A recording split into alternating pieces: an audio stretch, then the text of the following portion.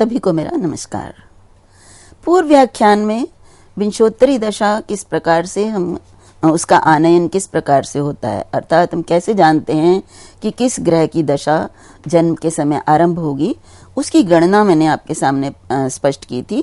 और मैंने बताया था आपको कि यदि कृत्तिका ग्रह से जन्म नक्षत्र तक गणना की जाए और उसमें जो भी उसकी संख्या आए, उस संख्या के आधार पर जो है ग्रह का निर्धारण होता है, ग्रह दशा का निर्धारण होता है। तो मैंने बताया आपको कि 1 2 3 4 5 6 7 8 9 तक यदि आता है तो सूर्य चंद्र मंगल के क्रम से 1 2 3 4 हम देख सकते हैं कि सूर्य का एक स्थान है तो एक नंबर यदि आता है, एक संख्या आती है तो सूर्य, 2 आती है तो चंद्र, 3 आती है तो मंगल। तो इसी प्रकार से 9 के 9 ग्रहों की 9 संख्या आने तक जो है वो दशा होती है।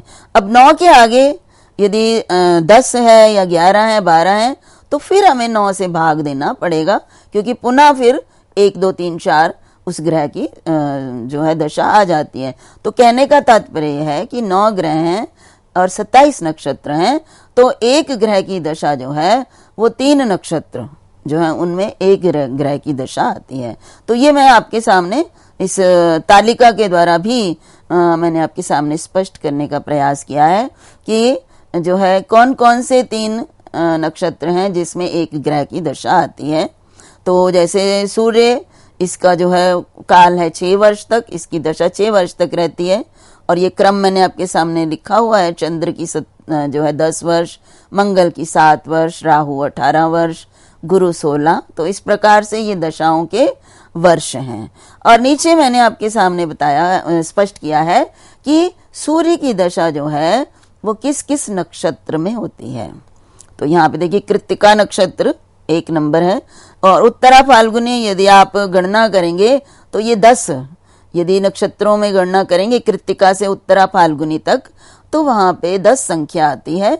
और मैंने कहा 9 से अधिक संख्या होती है तो उसको जो है 9 से भाग देने पर 1 बचता है और एक संख्या सूर्य की है। इसी प्रकार से उत्तराषाढ़ा, यहाँ पर इसको भी जब हम गिनेंगे तो ये संख्या इसकी 19 आएगी। और अब अगर हम आपको 9 से इसको भाग देते हैं तो 1 बचता है। तो इस प्रकार से कृत्तिकाषाढ़ा में जन्म हो, उत्तरा फाल्गुनी नक्षत्र में जन्म हो और कृत्तिका में जन्म हो तो बालक को सूर्य की दशा प्राप्त होगी। इसी प्रकार से देखिए कृत्तिका के बाद जो है रोहिणी।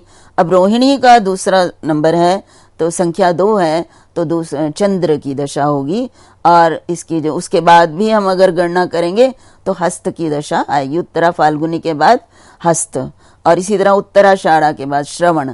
तो चंद्र की दशा जो है रोहिणी, हस्त और श्रवण नक्षत्र में अगर जन्म होता है तो प्राप्त होगी। ये गणना के द्वारा ही प्राप्त होता है। रोहिणी वैसे ही 2 स्थान है, 2 संख्या है और हस्त जो है इसका 11 संख्या है तो 2 शेष बचता है। इसी प्रकार से हम गणना करेंगे तो जो है 20 संख्या श्रवण की आएगी।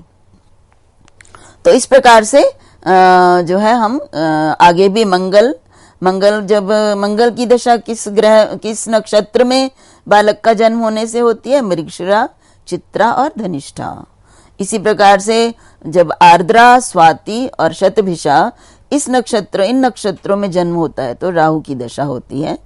और पुनर्वसु, विशाखा और पूर्वा भाद्रपद में यदि जन्म होता है, इन नक्षत्रों में जन्म होता है तो गुरु की दशा होती है। और पुष्य, अनुराधा और उत्तरा भाद्रपद, इसमें यदि बालक का जन्म हुआ इन नक्षत्रों में किसी में भी इनमें से, तो बालक को शनि की दशा प्राप्त होगी और 19 वर्ष तक ये दशा रहेगी। और यदि आश्लेषा, ज्येष्ठा और रेवती इन नक्षत्रों में से किसी भी नक्षत्र में बालक का जन्म होता है तो वो बुध की दशा उसे प्राप्त होगी। और फिर केतु की दशा कब प्राप्त होगी, जब बालक का जन्म मघा नक्षत्र में, मूल में और उसके बाद अश्विनी नक्षत्र में होगा। और फिर उसके बाद शुक्र की दशा उसे मिलेगी जब उसका जन्म पूर्वा भाद्रपद, पूर्वाषाढ़ा और उसके बाद भरणी। तो इस तरह से कृत्तिका से हम आरंभ करके 27 के 27 नक्षत्र जो है वो देखे हैं हमने, और प्रत्येक ग्रह की दशा जो है वो 3-3 नक्षत्रों में यदि जन्म होता है तो उसको प्राप्त होती है। अब देखिए एक और प्रश्न यहाँ पे है कि मान लीजिए बालक का जन्म हुआ है, तो बालक के जन्म के समय जो नक्षत्र मान लीजिए कृत्तिका नक्षत्र है, तो कृत्तिका नक्षत्र कितना आगे बढ़ चुका है उसके जन्म के समय, क्योंकि जन्म के समय के आधार पर ही निश्चित होता है कि कृत्तिका नक्षत्र जो है वो कहाँ पहुंचा है। मतलब कृत्तिका आरंभ हुआ है या कृत्तिका दशंश तक पहुंच चुका है, तो ये जो है ये जानना बहुत ही अनिवार्य है कि इसी के आधार पे हम उस बालक के जो दशा हमें प्राप्त हुई है जिस ग्रह की, वो कितने वर्ष तक रहेगी। क्योंकि ऐसा नहीं है कि जन्म के समय सूर्य की दशा हुई तो 6 के 6 वर्ष उसको मिलेंगे। उससे पूर्व जो कृत्तिका नक्षत्र है वो कितना आगे चल चुका है, कितने वर्ष बीत चुके हैं, सूर्य में कितना समय बीत चुका है उसको आगे बढ़े हुए, उसके आधार पे हम उस ग्रह की दशा की बाकी कितनी बच गई है। मान लीजिए 2 वर्ष की दशा जो है वो हमने निकाल ली कि कृत्तिका नक्षत्र में जो है सूर्य जब है तो 2 वर्ष बीत चुके हैं, तो इसका मतलब है कि सूर्य की अब दशा जन्म के समय से लेकर 6 वर्ष की नहीं रहेगी। अब उस 6 वर्ष में से जो भोग चुकी है, जो दशा उसके जन्म से पहले जितने वर्ष निकल चुके हैं, उसको उसमें से कम करके जो दशा बचेगी वो उसके जन्म के समय की दशा मानी जाएगी, और उसी के आधार पर इस सन से इस सन तक, इस सन से इस सन तक ये दशा अगले ग्रहों की निर्धारित होती है। तो ये जो है गणित है। तो गणित के द्वारा हम ये जानते हैं कि दशा जो है वो भुक्त भोग्य, अर्थात जो जन्म के समय कितनी जो दशा जो है किस ग्रह की कितनी दशा बालक ने भोग ली है, और अब उसका जन्म हुआ है तो आगे उस ग्रह की दशा उसे कितनी और भोगनी है। तो इसी को पहले जब तक हम ये नहीं जानेंगे तब तक हमें ये नहीं पता चलेगा कि बालक के जीवन में कौन सा ग्रह कितने समय तक रहेगा। तो यहाँ पे विंशोत्तरी दशा में ग्रहों का भुक्त तथा भोग्य का आनयन किस प्रकार से होता है, ये हमें इसकी गणना करना, इसका मैथमेटिक्स करना बहुत ही आवश्यक है। तो यहाँ पे देखिए सूत्र दिया है, फॉर्मूला दिया है पराशर मुनि ने, और वो जो है भुक्त और भोग्य जानने का क्या फॉर्मूला है उन्होंने दिया। दशामानम भयात अग्नम भभोगेन उद्धृतम फलम भुक्त वर्षादिकम ज्ञेयम दशा वर्षाच संशोध्यम। देखिए गणित हम कहते हैं कि गणित जो है वो कहाँ से निकला है, गणित जो है हमारे ज्योतिष से ही आया है। शेषम वर्षादिकम भोग्यम दशाया भवति ध्रुवम। अब उन्होंने कहा है कि दशामानम भयात अग्नम, भयात को दशामान से, जो दशा का जो वर्ष है, मतलब मान लीजिए हमने कृत्तिका से गिना और मृगशिरा नक्षत्र तक 3 आया और हमने कहा कि मंगल की दशा है, और मंगल की दशा कितने वर्ष तक है ये भी हमने जान लिया कि मंगल की दशा 7 वर्ष तक रहती है। तो यहाँ पे कहा कि भयात को दशा वर्ष से गुणा कर लीजिए, दशामानम भयात घ्नम, तो भयात के साथ दशा के जितने वर्ष हैं उनको पहले गुणा कर लीजिए, और भभोगेन उद्धृतम फलम, और जो हमारे पास वो आए गुणा करने के बाद जो हमें मान प्राप्त होता है उसको भभोग से उद्धृतम अर्थात भाग दे दीजिए। तो ये जो हमें प्राप्त होगा, जो फल प्राप्त होगा वो क्या होगा, वो भुक्त वर्षादिकम, वो भुक्त वर्षादि हमें प्राप्त होंगे। वर्षादि कहने का तात्पर्य है कि वर्ष मास दिन घटे घटी पल, ये सब की जानकारी, ये सब की प्राप्ति हमें इस सूत्र, इस फॉर्मूले से हमें हो जाती है। तो करना क्या है, हमें दशा के जो वर्ष हैं उनसे भयात को गुणा कर दीजिए। गुणा करने के बाद जो भी हमें प्राप्त होता है उसको भभोग से भाग दे दीजिए।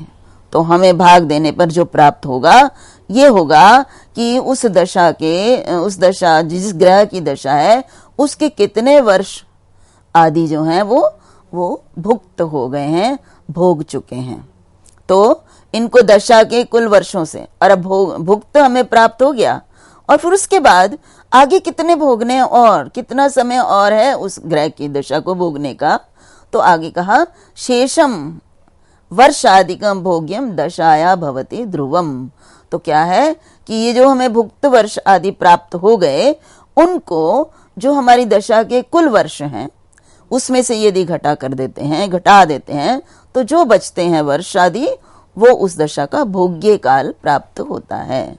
तो ये सूत्र है, पराशर जी ने इस सूत्र को हमारे सामने दिया और इस सूत्र के द्वारा ही दशाओं के वर्षों का निर्धारण किया जाता है। तो यहाँ पे देखिए इस सूत्र में कुछ विशेष पारिभाषिक शब्द हैं जिनको यदि हम नहीं जानेंगे तो तब तक हम ये निर्धारण नहीं कर सकते हैं कि जो जन्म के समय बच्चे को कितने वर्ष उस ग्रह की दशा का भोग करना है। तो वो उसमें भी दो पारिभाषिक शब्द हैं, एक है भयात और एक भभोग।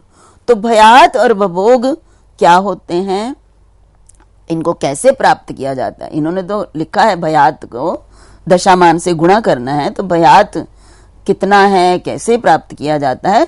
तो सबसे पहले हम विंशोत्तरी दशा आनयन से पूर्व भयात और भभोग, क्योंकि इसका प्रयोग चंद्र स्पष्ट, ग्रहों के स्पष्ट करने में, चंद्र स्पष्ट इत्यादि में हमेशा प्रयोग होता है। तो देखिए, तो इसलिए अब मैं आपके सामने भयात और भभोग के विषय में बताऊंगी। तो भयात होता क्या है? तो भयात होता है कि जन्म के समय तक जो है वो कितना जो है वो भोग चुका, जो नक्षत्र जो है वो कितना बीत चुका है। भा का अर्थ है नक्षत्र, यात में बीत चुका। तो जन्म के समय नक्षत्र कितना बीत चुका है, ये भयात कहलाता है। और भभोग कहलाता है कि जिस समय बच्चे का जन्म हुआ है उस समय उस नक्षत्र का कितना भोग बाकी है, शेष है, इसको हम कहते हैं भभोग। तो अब जो है भयात कैसे प्राप्त करेंगे, भभोग कैसे प्राप्त करेंगे? क्योंकि जब तक भयात भभोग नहीं प्राप्त होगा तब तक विंशोत्तरी दशा की गणना नहीं हो पाएगी। तो उसके लिए देखिए सूत्र है हमारे पास, गतर्क्ष नाड़ी खरसेषु शुद्धा सूर्योदयादिष्ट घटीषु युक्ता भयात संज्ञा भवती हि तस्य निजर्क्ष नाड़ी सहिता भभोगा। भवभोग और भयात देखिए किस प्रकार से निकालते हैं। उसके लिए कहा गतार्क्ष, गतार्क्ष में गत नक्षत्र, अर्थात जिस दिन बच्चे का जन्म हुआ है उससे पूर्व का नक्षत्र। तो गत नक्षत्र उसके पूर्व दिन का नक्षत्र। तो गत अर्क्ष नाड़ी, नाड़ी में घटीपल, घटी इत्यादि। तो गत नक्षत्र के घटी आदि को क्या करना है, खरसेषु शुद्धा, खरस 60 में से घटा दीजिए। 60 घटी में से जो है गत नक्षत्र के घटी पर, जो कि पंचांग में प्राप्त होते हैं कि जिस दिन जन्म हुआ है उस दिन के क्या नक्षत्र था, उसका मान क्या था, और इससे पूर्व जो है उससे पहले वाले दिन के नक्षत्र का मान क्या था, ये हमें पंचांग में प्राप्त हो जाता है। ज्योतिष में वैसे इनका भी आनयन होता है, परंतु आजकल ये प्राप्त हो जाता है, लेकिन आनयन की प्रक्रिया भी है। तो यहाँ यदि हमने पंचांग से देखा कि बच्चे का जन्म इस नक्षत्र में हुआ है और वो नक्षत्र का मान इस प्रकार से है, और इससे पूर्व जो नक्षत्र है उसका मान हमने जब प्राप्त कर लिया, गत नक्षत्र का मान घटीपल में जो प्राप्त हुआ, तो उसको 60 में से हम क्या करेंगे, घटा देंगे। और 60 में से जब हमने घटा दिया तो उसको जो सूर्योदय से, सूर्योदयाद इष्ट घटेशु युक्ता, सूर्योदय उस दिन का सूर्योदय, जिस दिन बालक का जन्म हुआ है उस दिन के सूर्योदय से लेकर इष्ट घटी में जोड़ लीजिए, घटाकर सूर्योदय से इष्ट घटी में जोड़ लीजिए। देखिए सूर्योदय से इष्ट घटी का तात्पर्य है इष्टकाल। इष्टकाल पर मैंने आपके सामने व्याख्यान पूर्व में भी व्याख्यान इस पर किया है, और मैंने बताया कि इष्टकाल कैसे निकाला जाता है, और इष्टकाल निकालने की विधि सूर्योदय पर ही आधारित है। मैं एक बार पुनः इसको इष्टकाल के विषय में आपको बताना चाहूंगी, क्योंकि यहाँ इष्टकाल का प्रयोग हमें करना है गणना के लिए। तो यहाँ पे कहा कि जिस दिन जिस समय बालक का जन्म हुआ है वो समय मान लीजिए 12:10 पर बच्चे का जन्म हुआ है, तो सूर्योदय उस दिन किस समय हुआ? मान लीजिए सूर्योदय जो है उस समय 6:10 पर सूर्योदय हुआ है, हालांकि 6:10 पे होता नहीं है। मैं अनुमान कर रही हूँ, कल्पना कीजिए कि 6:10 पर सूर्योदय हुआ। तो यहाँ पे इष्ट काल निकालने के लिए हम जो बच्चे का जन्म जिस समय हुआ है उसमें से सूर्योदय को घटा दीजिए। सूर्योदय का जो दिया हुआ है 6:12, तो 6:10, तो 12:10 में से 6:10 अगर घटा देते हैं तो हमारे पास क्या बचता है? 6 घंटे। और इस 6 घंटे के घटीपल बनाने हैं। घटीपल बनाने के लिए हम 2.5 से गुणा कर देते हैं, तो यहाँ पे 6, 12, 15 घटी हो जाएगा। तो ये जो हमें प्राप्त हुआ है ये क्या है हमारा? ये इष्ट काल है। तो जो कहा ना, सूर्योदयात इष्ट घटी कितनी है हमारी? 12। तो इसी प्रकार से हमें जो है इष्ट काल, इसको हम दूसरे शब्दों में कहेंगे इष्ट काल। तो हमें भयात निकालने के लिए क्या करना है कि जो गत नक्षत्र हैं उसके घटीपलों को 60 में से घटाने के बाद जो इष्ट काल है वो उसमें जोड़ दीजिए। जो इष्ट काल हमें प्राप्त हुआ, जो मैंने प्रक्रिया बताई, उस प्रक्रिया से जो इष्ट काल प्राप्त होता है उसको उसमें जोड़ देने से हमें क्या प्राप्त हो जाएगा? भयात। भयात मीन्स ये नक्षत्र जन्म के समय बालक के इतना बीत चुका है, क्योंकि उसमें सूर्योदय काल से आगे जन्म तक भी हमने उसको उसमें जोड़ दिया है, तो ये भयात हो गया। ये समय जो है हम बच्चे का जन्म के समय नक्षत्र बीत चुका है। और फिर उसके बाद भभोग कैसे जानते हैं? तो भभोग के लिए कहा कि निजर्क्ष, निजर्क्ष मीन्स जन्म नक्षत्र, जिस समय जन्म हुआ है उस समय का नक्षत्र, तो उस समय के नक्षत्र में उसको जोड़ दीजिए। जो हमें प्राप्त हुआ है उसको कौन क्या प्राप्त हुआ है ये ध्यान रखिएगा। ये गत नक्षत्र जो है उसको 60 में से घटाने पर जो प्राप्त होगा उसको जो है जन्म नक्षत्र में जब हम जोड़ देते हैं तो वो भोग प्राप्त हो जाता है कि हमें इतना जो फल जो है वो अभी इतनी दशा जो है इस ग्रह की अभी हमें और भोगनी है। तो इस प्रकार से भयात और भोग जब हमें प्राप्त हो जाता है कि इतना भोगना है, इतना भोग चुका है, तब हम विंशोत्तरी दशा जो है महादशा उसकी निकालते हैं।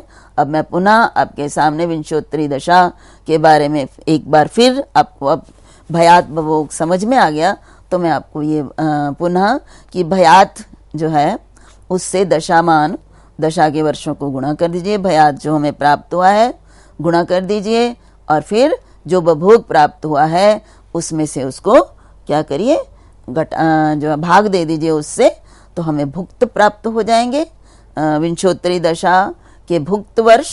और उसके बाद जो है हमें भुक्त वर्ष जब प्राप्त हो जाएंगे तो फिर कुल दशा के जो वर्ष हैं जो हमने अभी देखे कितने कितने वर्ष हैं उसमें से घटाएंगे तो हमारे भोग्य वर्ष उस ग्रह के प्राप्त हो जाएंगे। तो अभी इसको मैं उदाहरण से आपको समझाऊंगी। हाँ, भयात और भभोग को यदि हमने समझना है तो मैं आपके सामने भयात भभोग को भी पहले एक उदाहरण के द्वारा स्पष्ट करूंगी, और भयात भभोग निकालना यदि हमें आ जाता है तो हम सरलता से फिर विंशोत्तरी दशा जो है उसको उसकी गणना कर सकते हैं। तो उदाहरण है आपके सामने, उदाहरण है जन्म नक्षत्र। यदि किसी जातक जन्म के समय नक्षत्र है मृगशिरा, और अब मृगशिरा नक्षत्र में उसका जन्म हुआ और पंचांग में जब हमने देखा कि उस समय मृगशिरा के घटीपल क्या हैं, मतलब उस समय कितनी घटी कितनी पल पर वो मृगशिरा नक्षत्र है, तो वो हमने देखा 40 घटी और 50 पल इस पर उसका जो है जन्म के समय मृगशिरा नक्षत्र है। और पहले तो मृगशिरा नक्षत्र में जन्म है तो इस किसकी दशा होगी? मृगशिरा, कृत्तिका, रोहिणी और मृगशिरा, तो ये 3, और सूर्य चंद्र मंगल, तो मंगल की महादशा ये तो हमें पता चल गया। और अब मृगशिरा नक्षत्र कहाँ है? 40-50। और इष्ट घटी जो है, इष्ट घटी जो हमने निकाली सूर्योदय के बाद जन्म, और उसमें जो है घटा दीजिए जन्म में से, जन्म काल में से, तो जो हमें प्राप्त होता है 2.5 से गुना करके घटी पल प्राप्त होता है। तो 22-30 ये इष्ट घटी का मान है। तो हमने इष्ट काल का मान हमें पता चल गया, हमें जन्म नक्षत्र का मान पता चल गया। तो अब हमने क्या करना है कि और गत नक्षत्र तो रोहिणी का मान। अब देखिए ये जन्म नक्षत्र का मान था हमारे सामने, लेकिन गत नक्षत्र का मान भी हमें चाहिए। तो गत नक्षत्र कौन सा होगा? मृगशिरा से पहले वाला नक्षत्र कौन सा है? रोहिणी। तो रोहिणी का मान भी हमें पंचांग से देखना है, और वो उस समय जिस दिन बालक का जन्म हुआ, जिस समय जन्म हुआ, उस समय रोहिणी का मान है 45 घटी और 25 पल। तो अब ये सारी जो है हमें सामग्री जो है ये हमने एकत्रित कर ली, ये सारा हमने जब जान लिया तो अब हम भयात निकालेंगे। तो भयात के लिए मैंने आपको अभी ये सूत्र हमने पढ़ा कि भयात निकालने के लिए हमने क्या करना है, 60 में से जो गत नक्षत्र का मान है उसको घटा देंगे, और घटाने के बाद जो हमें प्राप्त होगा उसमें हम इष्ट घटी का मान जोड़ देंगे, तो हमें भयात प्राप्त हो जाएगा। तो देखिए यहाँ करके हम देखते हैं कि 60 घटी पल नहीं है, इसलिए 0 पल 0 0। उसमें से हमने घटाया 45 घटी और 25 पल। क्यों? क्योंकि गत नक्षत्र रोहिणी का ये मान है। तो गत नक्षत्र का मान जब निकालते हैं तो देखिए 0 0 पल, तो 25 तो नहीं जा सकता, तो घटी के पल बनाते हैं तो वो 60 होते हैं। तो 60 में से 25 अगर हमने निकाल लिया तो 35 पल। उसके बाद हमारे एक घटी हमने यहाँ से ले ली थी, तो 59 में से जब 45 हम निकाल देते हैं तो 14। तो ये हमारे पास जो बचा, ये बचा 14 घटी और 35 पल। अब इसमें हम क्या जोड़ेंगे? हम इसमें जोड़ेंगे इष्ट काल के घटी पल। यही फॉर्मूला, यही जो है सूत्र हमने किया, उसी के आधार पर हम कर रहे हैं। तो इष्ट जो काल है उसके घटी पल है 22 30। तो हमने 14 35 में 22 30 को जब जोड़ा तो हमारे पास जो बना वो देखिए 35 में 30 जोड़ते हैं तो 65 होता है। 60 के बाद एक घटी हो जाती है 60 में, तो इसलिए पल 5 हो गए, और 60 में एक घटी, तो 14 और 22 36 और 1 37। तो हमारे पास जो ये 37 घटी 5 पल प्राप्त हुआ, ये भयात प्राप्त हो गया। और अब भयात प्राप्त हुआ तो भोग कैसे प्राप्त करेंगे? अर्थात अब कौन से नक्षत्र का जो भोग है, जो हमारा अभी नक्षत्र है जन्म के समय, उसका भोग जो है कितना है? तो 60 में से गत नक्षत्र का मान प्लस जन्म नक्षत्र का मान, ये जो है गत नक्षत्र का मान 60 में से घटाया था, अभी हमने 60 में से गत नक्षत्र का मान घटाया है, तो हमारे पास बचा था 14 35, और उसमें जो जन्म नक्षत्र है उसके मान को जोड़ दीजिए। तो हमारे पास क्या बच जाएगा? वो बन जाएगा हमारा भभोग। जैसे 14 35 हमारा आया था, हमने 60 में से जो 45 25 को जब घटाया था गत नक्षत्र को, तो हमारे पास 14 35 आया था। इसमें हमने जो जन्म के समय का नक्षत्र है उसके मान को जोड़ना है, और उसका मान है हमारे पास जो है 40 50, जो इस समय का नक्षत्र है मृगशिरा। तो जब हमने जोड़ा तो 55 25 55 और 25, ये हमारे पास 55 घटी 25 पल, ये भभोग आ गया। तो मतलब 55 घटी 25 पल जन्म के समय मृगशिरा नक्षत्र का जो है हमें आगे भोग करना है। तो यहाँ पर देखिए भयात और भभोग निकालने की विधि मैंने आपके सामने स्पष्ट की। तो इसके बाद, इसको जान लेने के बाद हम जो है विंशोत्तरी दशा में भुक्त तथा भोग का आनयन उसके उदाहरण के द्वारा देखेंगे। तो ये उदाहरण जो है मैं आपके सामने अगले व्याख्यान में स्पष्ट करूंगी। उदाहरण के द्वारा ये भी ज्ञान बताऊंगी, आपको बताऊंगी कि किस प्रकार से जो है कितने वर्ष जो है निकलते हैं, और आगे आने वाले जो ग्रह हैं इसके बाद, मान लीजिए मृगशिरा नक्षत्र में जन्म है और मृगशिरा का हमें भोग प्राप्त हो जाता है, भोग्य भोग नहीं भोग्य, कि हमें कितने वर्ष अभी भोगने हैं। तो जब हमें प्राप्त हो जाएगा चंद्रमा के वर्ष, तो आगे फिर जो है चंद्रमा के बाद राहु जो है उसको हमने जो है राहु जो है 18 वर्ष तक भोगना है, तो वो हमारा जन्म हम देखेंगे और जन्म के बाद किस तिथि से, किस सन से, किस सन और तिथि तक वो हमारा बचेगा चंद्रमा का भोग, और उसके बाद फिर मंगल का भोग, और उसके बाद फिर हमारा जो है राहु का जो भोग है वो कितने समय तक, कितने हमारे आयु के जो किस सन से किस सन तक आरंभ होगा। तो इसी प्रकार से इसी क्रम में हम आगे जो है वो ग्रहों की दशा जो है हमारे जीवन में किस साल में कब किस तिथि से वो आरंभ होगी और किस तिथि तक रहेगी, इस प्रकार से हम गणना कर सकते हैं। तो इसी के साथ ही मैं आप सभी का धन्यवाद करती हूँ और सभी को मेरा नमस्कार, धन्यवाद।